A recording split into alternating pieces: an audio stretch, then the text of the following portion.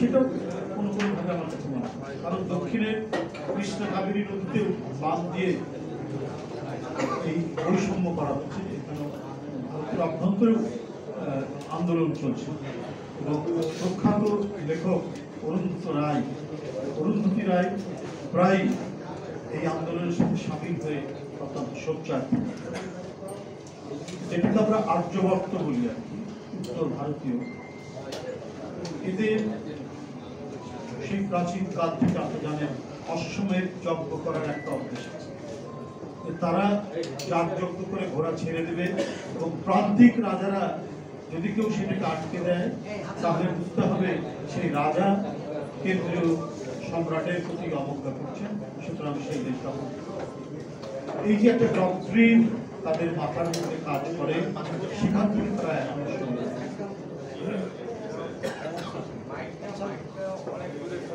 তারা যেটি করবেন সেটি অবধারিত, সেটা অবশ্যই পালনীয়, সেটা ব্যত্যয় হবে এই নীতি। সেটা আমরা যেটাই বলি না কেন, চাণক্য নীতি বলি বা অন্য যে কোনো ডক্টরিন বলি না কেন, তাদের হৃদয়ের অভ্যন্তরে এই ধরনের কাজ। ভারত পাকিস্তান একটা ছোটখাটো সংঘাত হয়ে গেল, বাংলাদেশের সরকার জনগণ চেয়েছে, শান্তি চেয়েছে, দ্রুত থেমে যাক এটা চেয়েছে, কোনো পক্ষ অবলম্বন করে। কিন্তু আপনি বয়ানগুলো যদি দেখেন, লক্ষ্য করেন, দেখবেন যে এই ভারত পাকিস্তান যুদ্ধে পাকিস্তানকে তো যেভাবে তুলোধনা করার চেষ্টা করছে তাদের মিডিয়া, অবশ্য সেখানকার মানুষও বলে গদি মিডিয়া, মানে গদির সংশ্লিষ্ট যে মিডিয়া, তো এরা যেভাবে বয়ান তৈরি করেছে, অপপ্রচার ক্রমাগতভাবে দিয়ে গেছে এবং এই অপপ্রচারের ব্যাপারে আন্তর্জাতিকভাবে কিন্তু প্রতিবাদ। তারা বাংলাদেশকেও টেনে নিয়েছে অপপ্রচারের সাথে, সামাজিক গণমাধ্যমের সাথে যারা জড়িত, তারা বলছে যে এই বাংলাদেশকে ৭১ সালে আমরা সহযোগিতা করেছি তাদের স্বাধীনতার জন্য, কিন্তু এটা ভুলে গেলে চলবে না, ওদের ভিতরেও কিন্তু এক ধরনের পাকিস্তান আছে। মানে রূপক অর্থে তারা অন্য একটি ভারত নিতে যাচ্ছে, তাদের হৃদয়ের মধ্যে একটা পাকিস্তান।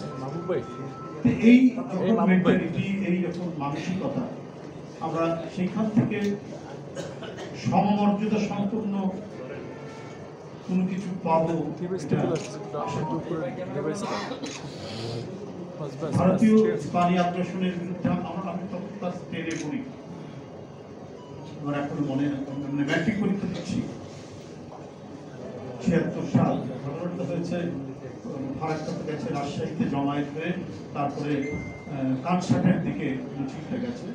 তো মানুষের যে উত্তেজনা, উদ্দীপনা এবং সারা বাংলাদেশ থেকে যেভাবে ঝাঁকে ঝাঁকে মানুষকে সেদিন রাজশাহী স্টেশনে নেমে মাদ্রাসা মাঠে উপস্থিত হতে দেখেছি, ঝমাঝম বৃষ্টি, সেই বৃষ্টির মধ্যে প্রতিবাদের জন্য মজলুম জননেতা যে আহ্বান, সেটাকে প্রতিপালন করার জন্য মানুষের যে আকুতি, যে আক্রোশ, সেই মানে অল্প বয়সে কিশোর বা তরুণ ক্লাস 10-এ পড়ি আমি সেদিন সেটা লক্ষ্য করেছি। অর্থাৎ মাত্র ৩.৫ বছর আগে যে দেশটি আমাদের স্বাধীনতা যুদ্ধে সমর্থন দিয়েছে, সহযোগিতা করেছে, তাদের এই চন্দ্রনীতির কারণে পানি আটকে দেওয়ার ফলে যে বিশেষ করে পদ্মার উভয় অঞ্চল অর্থাৎ খুলনা বিভাগ এবং রাজশাহী বিভাগ যে মরুময় হয়ে যাবে, এই সম্ভাবনায় মানুষ কিভাবে প্রতিবাদে ফেটে পড়েছিল সেটা আমি সেদিন সচেতন। এক জাতীয়তাবাদী নেতার আহ্বান এবং আরেক জাতীয়তাবাদী নেতা ভেতর থেকে সেটাকে সহযোগিতা করেন, ট্রেন দিয়েছেন, খাদ্য দিয়েছেন, চাল পাঠিয়েছেন, রাজশাহী, চাঁপাইনবাবগঞ্জ, কানসাটে মানুষরা যাতে কোনো ধরনের দুর্ভোগে না পড়ে মেডিকেল টিম পাঠিয়েছেন। সেই জাতীয়তাবাদী নেতা শহীদ রাষ্ট্রপতি সরকারের তিনি ব্যবস্থা করেন, আর রাজনৈতিক নেতৃত্ব দিয়েছেন আব্দুল হামিদ। মানুষের সেই স্বতঃস্ফূর্ততা আজও আপ্লুত করে, আজও উদ্বুদ্ধ করে। আমি এখানে কয়েকজন বলেছেন যে যখন দেখছি আমাদের মানে গণতন্ত্র একেবারেই বিপন্ন এবং আমরা নানা দিক থেকেই আগ্রাসনের সম্মুখীন, এটার বিষয়ে প্রতিবাদ করার জন্য রাস্তায় নেমেছি। তো আমি দেখলাম যে আমাদের জোটে যারা আছেন, জোটের বাইরে যারা আছেন, বিশেষ করে বামপন্থী দুই একটা রাজনৈতিক দলগুলো উনি এই কাজটা করছেন, আমরা জানি না, আমরা আমাদের এটা কোন সিদ্ধান্ত, আমাদের দুই একটা যেটা বলেছে অস্বীকার করবে। কিন্তু ন্যাশনাল ইন্টারেস্টে যদি কেউ কোনো কথা বলেন, এটা সিদ্ধান্ত কি? অথচ আমরা দেখেছি ৭২-এর পর থেকে ভারতের আগ্রাসনী রূপকে তাত্ত্বিক যে অভিধায় মানে এটাকে অভিহিত করেছেন, এরা তো সবাই বামপন্থী ছিল। মাওলানা হামিদ খান ভাসানী প্রথম শুরু করলেন ভারতীয় সেনাবাহিনী কবে প্রত্যাহার করছো শেখ মুজিব, তুমি সেটা তারিখ ঘোষণা করো, তারপর প্রত্যাহার হয়েছে। এরপরে দেওয়াল লিখন থেকে প্রত্যেকটা জায়গায় আমরা দেখেছি ভাসানী ন্যাক, সিরাজ শিকদারের সর্বহারা পার্টি, হক তোহা সাহেবের সাম্যবাদী দল, মতিন আলাউদ্দিন সাহেবের পূর্ব বাংলা কমিউনিস্ট পার্টি, এমনকি জাসদ, যাদের দেওয়াল লিখনে কোথাও ভারতীয় আধিপত্যবাদ সম্প্রসারণবাদের বিরুদ্ধে বক্তব্য লেখা ছাড়া অন্য কোনো লেখা আমি দেখি। আমার ডান দিকে যিনি বসে আছেন আজকে প্রধান অতিথি, আমি তাকে দেখেছি যে এই আমরা ন্যাশনাল ইন্টারেস্টের কথা বলি, সে যেই হোক না যার বিরুদ্ধে যাক না, ওনার একটা অকুণ্ঠ সমর্থন আমি সবসময় করেছি। এই প্রেস ক্লাবে অনেকদিন আগে আমি আজও উদ্বুদ্ধ যেভাবে একটি বক্তব্য উনি রেখেছিলেন, ভারত যেভাবে হাসিনাকে রক্ষা করছে, এই উপমহাদেশের পশ্চিম দিকে একটা কাশ্মীর আছে, পূর্ব দিকে আরেকটি কাশ্মীর সৃষ্টির চেষ্টা করছেন। ওনার কথা উনি একজন মুক্তিযোদ্ধা, একবার রণাঙ্গনের মুক্তিযোদ্ধা, ফ্রিডম ফাইটার, অকুত হয়ে আজও এ ধরনের মানুষ আমাদের সমাজে। আমি যদি এই জাতীয়তাবাদী নেতাদের ধারাবাহিকতায় যাই, তাকেও কখনো আমি দেখিনি যে ন্যাশনাল ইন্টারেস্টে যে কোনো আগ্রাসনের বিরুদ্ধে কথা বলতে তারা কখনো থমকে গেছে। মাওলানা আব্দুল হামিদ খান ভাসানী, শহীদ রাষ্ট্রপতি জিয়াউর রহমান, দেশনেত্রী বেগম খালেদা এবং আমাদের যে বর্তমান ভারপ্রাপ্ত চেয়ারম্যান, তারও বক্তব্য বিবৃতি প্রত্যেকটিতে দেখবেন ন্যাশনাল ইন্টারেস্ট এবং আমাদের গণতন্ত্রকে যেভাবে বিপন্ন করা হয়েছে একজন প্রতিভূ তৈরি করে শেখ হাসিনা, তার মধ্যে দিয়ে তারা তাদের ইন্টারেস্ট রক্ষা করার যে প্রচেষ্টা চালিয়েছেন, এর বিরুদ্ধে অসংখ্য বক্তব্য তার রয়েছে। আমরা আমাদের মাটির গভীর থেকে আমরা এই নেতৃত্ব পেয়েছি বলেই আমরা আমাদের জাতীয় স্বার্থের বিরুদ্ধে যারা কাজ করছে তাদের বিরুদ্ধে আমাদের যতটুকুই সম্ভব আমরা সেটা নিয়ে কথা বলেছি, মুখে ধারণার চেষ্টা করেছি এবং আন্তর্জাতিক ফোরামে জাতিসংঘে এটা উত্থাপনও করেছেন আমাদের নেতৃত্ব। জিয়াউর রহমান সাহেব জিয়াউর রহমান সাহেব করেছেন, বেগম খালেদা জিয়া আন্তর্জাতিক ফোরাম। তাই যখন দেখি একটা যেন একটা প্রবণতা স্টাইল, একটা ফ্যাশন রয়েছে, ভারতের বিরুদ্ধে কিছু কথা বললে সে বোধ হয় পশ্চাৎপদ, সে বোধ হয় আধুনিক নয়, সে প্রগতিশীল থাকবে না,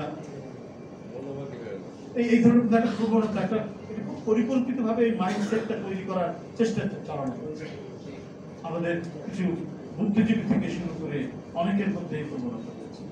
কিন্তু এদেশে ভারতীয় আগ্রাসনের বিরুদ্ধে, আধিপত্যবাদের বিরুদ্ধে এই শব্দ টার্মিনোলজিগুলো ব্যবহারই করেছেন হচ্ছে বামপন্থী, কিন্তু এখন সেভাবে তারা সোচ্চার নয়। এখানে যারা রয়েছেন আগ্রাসন বিরোধী এই পানির বিশ্লেষক বক্তব্য রাখলেন, আরো যারা কথা বললেন, তাতে আরো যে তথ্যটা এসছে যে এটা তো জানিয়েছেন কি বলে ফারাক্কা বাঁধ যখন চালু করার বিষয়টা নিয়ে শেখ মুজিবকে বলেছে যে আমরা পরীক্ষামূলকভাবে চালু করবো, শেখ মুজিব অনুমতি দিলেন, সর্বনাশ সেদিনই হয়ে গেল। সেটা না হয় জানিয়েছেন। এরপরে চুক্তি হয়েছে একটা খুবই প্যাট্রিয়টিক চুক্তি, যেটাকে বলা হয় 77-79, তো বিয়ে নাম্বার সেটিং আমাদের পানি মন্ত্রী দক্ষ একজন মানুষ। আমি তার গ্যাঞ্জেস ওয়াটার ডিসপিউট বইটা পড়েছি, সেখান থেকে আমি পেয়েছি যে সবচেয়ে করে প্যাট্রিয়টিক চুক্তি ছিল সেগুলো 77 সালে তার বই ছিল। কিন্তু এরপরে তারা আর মনেই করেনি যে বাংলাদেশের সাথে আর কথা বলা যাবে। সে বিবাই মুখ হোক, গজল ডোবাই হোক, যেখানেই হোক, আমার বাড়ির তিস্তা নদী পার হয়ে যেতে হয়। সেই ছোটবেলায় জানলার ধারে দাঁড়াতাম, সেই প্রাচীন পুরনো সে রেলওয়ে ব্রিজটা যখন পার হয়, কি খরস্রোতা সেই নদী। এখন সেই নদীর মাঝখানে চরে গ্রাম পেয়ে গেছে, যমুনার চরগুলো তো গ্রাম পেয়ে গেছে। আমরা কিন্তু কেউ এগুলো বিষয় নিয়ে আর সোচ্চার নয়। আমরা ফারাক্কার বিষয় নিয়ে যে যতটুকু সোচ্চার হয়েছিলাম, আন্তর্জাতিক ফারাক্কা কমিটি নিয়ে এখন যতটুকু সোচ্চার, কিন্তু এরপরে ক্রমান্বয়ে অভিন্ন 54 নদীতে তারা যেভাবে একতরফা ভাবে কাজ করে গেছে, পানি প্রত্যাহার করছে, যে ইউনিলেটারাল পানির যে তারা উইথড্র করছে, এটা আমরা হয় জেনেও না জানার ভান করেছি যারা পলিসি মেকার ছিলেন, অথবা আমাদের জন্য কিছু করা হয়। আমাদের ফেনী নদী থেকে পানি তুলে নিয়ে তারা ব্যবহার করছে নিশ্চুপ। এখন তো ব্যাপার হলো যে শেখ হাসিনা সরকার, শেখ হাসিনা হচ্ছে একেবারে যেটাকে বলা হয় একটি সরকার, একটি শক্তিশালী সরকার, যেটা আমি কিছুক্ষণ আগেই বললাম যে প্রাচীনকালে যে অশ্বমেধ যজ্ঞ যেটা হয়েছে, যে ঘোড়া ছেড়ে দিলে পরে যে ঘোড়াটা আটকাবে তাকেই অবাধ্য রাজা বলে তার বিরুদ্ধে আগ্রাসন চালাবে। কিন্তু বাধ্য রাজা তো ছিলেন, অনেকেই ঘোড়া আটকায়নি। তার মধ্যে শেখ হাসিনা ছিল মানে এমন একজন রাজা যে ঘোড়াটাকে আটকায়, মুক্ত ভারতীয় ঘোড়াটাকে আটকায়, এবং তাদের প্রতিনিধি হিসেবে তিনি জানার পরেও পিপায় মুখ বাঁধ তিনি করতে দিয়েছেন, ফেনী নদী থেকে একতরফা পানি প্রত্যাহার করতে। এমনকি পরিবেশের ক্ষতি হবে যারা ইন্ডিয়াতেও ভারতেও সেখানকার পরিবেশবাদীরা আন্দোলন করেছে, মিছিল করেছে, তীব্র প্রতিবাদ করেছে একটা পিপাই মুখ বাঁধে, সেখানেও তারা করেছে। যেটা করা ঠিক হবে না, এটা ভারতেও এটার এফেক্ট হবে। আরেকটা হচ্ছে আপনার রামপাল কয়লা পুড়িয়ে যে বিদ্যুৎ কেন্দ্র, সেটার ব্যাপারে যে সুন্দরবন এর 25 মাইলের মধ্যে, 25 মাইল 25 কিলোমিটার এর মধ্যে কোনো কয়লা পুড়িয়ে তাপ বিদ্যুৎ কেন্দ্র করা।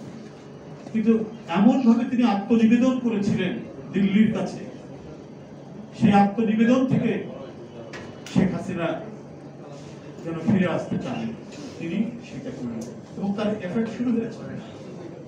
এর যে বর্জ্য নদীতে যাচ্ছে, যে সমস্ত নদী, পশুর নদী সহ অন্যান্য প্রত্যেকটি নদী টক্সিক হচ্ছে, দিনকে দিন এর পরিস্থিতি খারাপ হয়ে যাচ্ছে। সামগ্রিকভাবে আমরা ভয়ঙ্কর এক প্রাকৃতিক বিপর্যয়ে, রাজশাহী আমাদেরই এলাকা, আমরা যে এলাকায় এই ফারাক্কা বাঁধের ব্যাপারে বলেছি প্রাকৃতিক ইয়ে হবে, বিপর্যয় দেখা যাবে, হচ্ছে তাই। কিছুদিন পানি খুললে পরে আপনার যে পানিটা আমরা পাচ্ছি সেখানে আর্সেনিকে ভর্তি, আর্সেনিক যুক্ত পানি। টোটাল আপনার যে বরেন্দ্র যে এলাকাটা, লালমাটির যে এলাকাটা, সেখানে আর্সেনিক যুক্ত পানি সেখানে মানে উঠছে, এবং এটা যে হেলথ হ্যাজার্ড, যেটা স্বাস্থ্য সম্পূর্ণরূপে ঝুঁকির মধ্যে, শুধুমাত্র ইয়ের কারণে, এই ফারাক্কা বাঁধের যে এফেক্ট, সেই কারণে। তো সব মিলিয়ে আমার মনে হয় যে আগের মতো মানে ফারাক্কা কমিটি আন্তর্জাতিক করেছে, আমি সাধারণত চিনি মার্কিন যুক্তরাষ্ট্রে থাকেন, তার আন্তরিকতায় এ ব্যাপারে কোনো অভাব নেই। ছাত্র নিয়ে করতেন এক সময়, আমিও করেছি রাজশাহী গভর্নমেন্ট কলেজে।